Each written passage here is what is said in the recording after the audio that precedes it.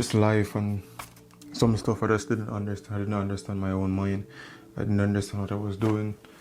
And like, it's just, every day there's just something to learn.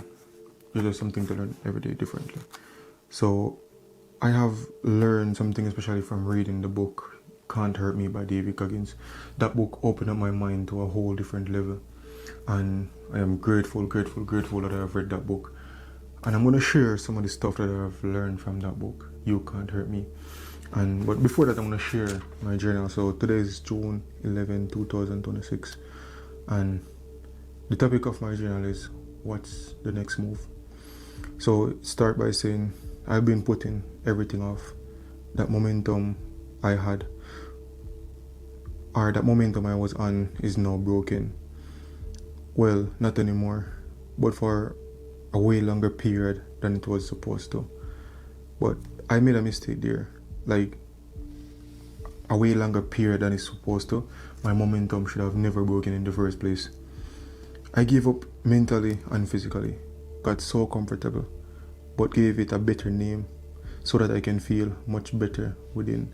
So instead of calling it comfortable, I tell myself I was tired, I was doing enough, I was doing my best, which was a goddamn lie. And that voice in my head, that same voice, that very annoying voice, I'm not sure if you hear the same voice, but I hear this voice every single day. And that voice is just saying, keep whispering in my ears, you're not doing enough. Like, it keeps whispering, you're not doing enough, you're not doing enough. And I felt like I was giving it everything. That's how I felt. You keep leaving things on the table. And what that means is, I come home, I tell myself I was tired, and then I just don't do anything, because I told myself, like, hey, I work at 12-hour shift and now I'm extremely exhausted, I am tired. That was a lie. That was a complete lie. Well, now I can definitely say that. I'll go deeper into that next time. But on June the 9th, 2026, I felt a powerful shift in my entire mind, body, and soul. That feeling was saying, hey, this is enough. This is as far as it will go. No more wasting time, no more procrastination, no more putting off, and no more holding back. Let's leave nothing on the table. It's one of that second most powerful shift I felt. Thinking about it and writing it now, it reminds me of the first conversation I have with my coach, because I had a life coach, Raj Harvey, and he was a great leader. Things just happened, and he's unfortunately not my coach anymore. And it was very scary. That voice, it was very scary, because I know it's time to step out of the relaxation zone. And now it's time for hard work and long hours, including sleepless nights. But it's the only way to get to that destination that I have in my head. That one that I crave so much. That one that, like, I guess in my head, or to my knowledge now, the one that people respect you more, you respect yourself more, your family respect you more, you can help your friends, you can help your family. Like, you know that friend that you have that is struggling in school right now? That life where you can just say, like, hey, let me pay your tuition. That life where that aunt that used to give you all this money, those people that help you, those people that believe in you, can just say, hey, here's a couple of 100,000, go buy what you like. Yo, here's a car, here's a newborn Benz. That's the life I'm talking about. Because the only way to get to that life is, I met this customer this other day. So I was doing this delivery job. I do a delivery job, and I met this customer the other day, and he had a big ass house, 3-car garage, nice cars, and they seem like well set, like well loaded. And I asked him, like, yo, if you could give your 25, 26-year-old self the best advice to generate wealth, to generate huge abundance. Like, I told him to be concise, because, like, I was working, so I didn't want to, like, go in a whole conversation. And he said, like, yo, nothing comes easy. There's no shortcut. There's none. And he also told me that, hey, if you want to reach the next level, you just have to work yourself to death. Work yourself to death. Like, just put everything in. Push yourself to a point of death. And like, a lot of people will see that as scary, but I loved it. I loved it. And this was like the other day. I loved it. Like, when he said that to me, like, it just sparked something in me. That this desire that I have to like just go all in, put in the work, just like disappear, just work. No excuse, no procrastination, nothing. Just put in endless amount of work. And like, I'm like, yo, thank you so much for your advice. What are some of the things that I will change? So there's nothing more in my journal. That's what I wrote. But like, what are some of the things I will change? First of all, I waste too much time on my phone. Waste way too much time. I convince myself that I'm watching educational content, business content, and it feels as if like I'm accomplishing something. But when I step out and step into reality, I literally accomplish nothing. Like, you feel as if, okay, you learn this thing now and it's gonna push you further, but really and truly, it's not. It's just a content. Like, it's literally not real. When I think about people like Imhotep, when I think about Socrates, Pluto, or Plato, these are these philosophies. And let me come back up into time, like David Goggins and stuff like that. When these guys started out, there was no internet, there was no social media, whatever. And they are still well educated. Malcolm X. These are people from a longer time. They were well educated. They didn't have social media. They didn't have even the internet. Well, Alex Hormozy was different, but I'm talking about David Goggins because he mentioned it in his book. And I'm talking about these people from this long time. They only had books. There was nothing else. They had to conversate with people and just read books. So, saying that to say, you don't need your phone for information. Yes, it's easier, but I think the real way to acquire real knowledge and wisdom is through going back and reading books, doing tons of research in the library. So that's one of the things that I'm going to change also. Try to stop going AI for information and stuff like that. Like, just go back to the library.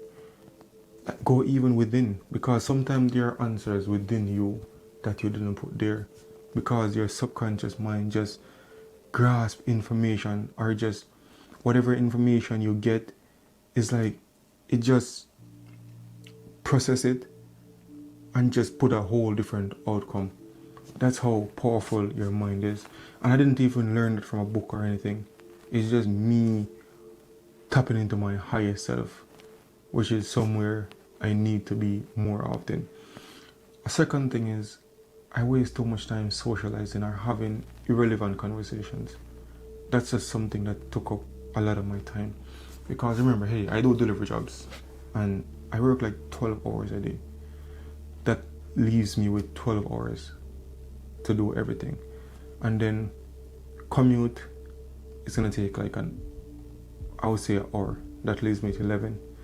I have to sleep I can't even sleep for 8 hours. That's not even possible. I sleep for average 6 freaking hours. So I have like 5 hours remaining.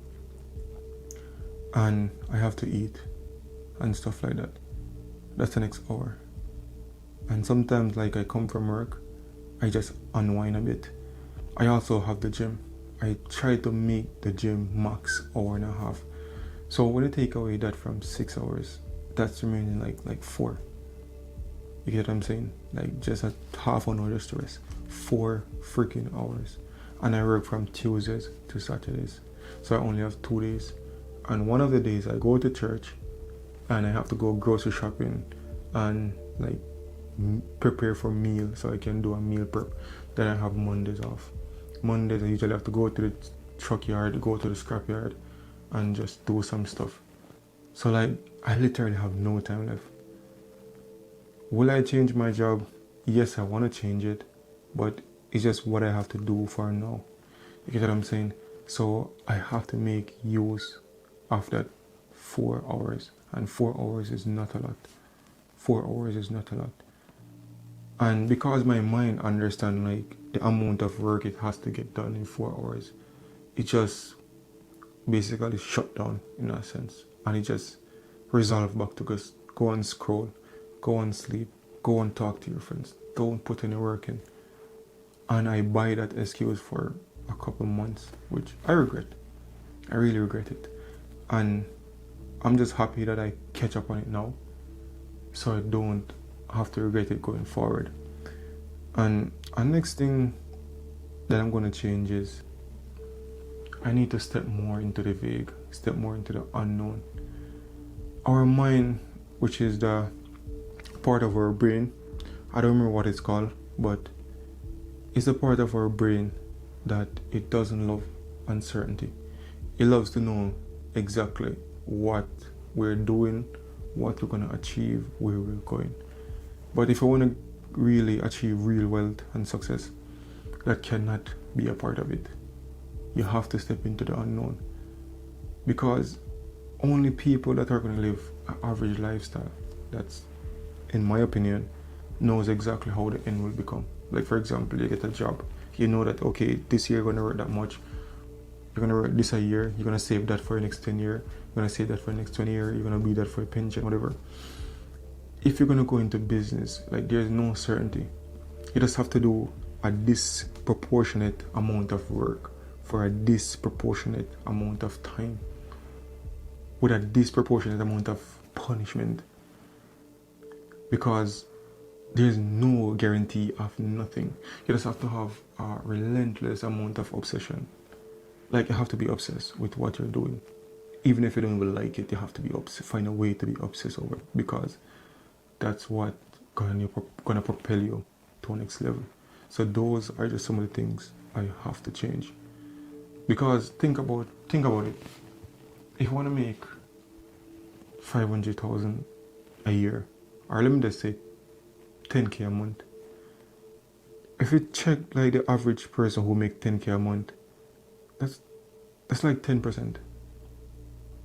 And like 90% of people just make average between 2,500 to like 8,000, whatever. And so do you think you're gonna be able to do what 90% does and achieve what 10% have? That's not possible. So those are the things that I look on deep within. Like, those are the things I really look into. I'm like, shit. So if I want to achieve what the 10% achieve, then I cannot do what the 90% does. And that's what clicked to me. So like, going forward, I just have to work myself to death. So instead of sleeping 6 hours, probably cut it down to 4 and use that next 2 hours and do what I have to do. And then on the weekends, I might just have to scrap cooking and just buy meals. So that 3-4 hours I usually whatever cook, I'm gonna cut down that time and then put the time into doing something more productive. And I don't know if I'm gonna win, I don't know if I'm gonna lose, but that sounds like a winner's mentality to me. And as I said, like, I cannot be afraid of the unknown. I just have to step into it and embrace it. And based off millions of winners or thousands of people that I've watched online, most of them would say something like that. So I just have to get it done. I just have to get it done.